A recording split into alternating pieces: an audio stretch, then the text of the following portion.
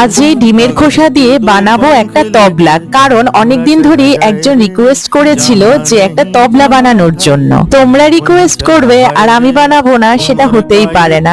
চেষ্টা তো করাই যেতে পারে। ডিমের খোসার ওপরের পার্টটা সুন্দরভাবে কেটে সমান করে নিলাম, যেন দেখতে অনেকটা সুন্দর হয়। আমরা তো বেশিরভাগ সবাই জানি যে তবলা দুটো হয়, একটা হচ্ছে ডাইনা, একটা হচ্ছে বায়া। দুটো তবলার মধ্যে যেটা ডাইনা সেটা কিন্তু পোড়ামাটির অথবা স্টিলের হয়, আর বায়া কিন্তু সেগুন কাঠ অথবা নিম কাঠ দ্বারা তৈরি হয়। এবার তবলাটা আমার রেডি হয়ে গেছে, আর তবলার নিচে যে বিড়িটা থাকে সেটা আমি পাটের দড়ি দিয়ে করেছি। তবলা দুটোকে বসানোর জন্য একটা কার্ডবোর্ড কেটে কালার করে একটু ডিজাইন করে দিলাম। কথা বলতে বলতে আমার তবলাগুলো কিন্তু পুরোপুরি রেডি হয়ে গেছে। জিনিসটা কাজে না লাগলেও ঘর সাজানোর জন্য কিন্তু ব্যবহার করা যেতেই পারে। আর তোমাদের কেমন লাগলো জানিও।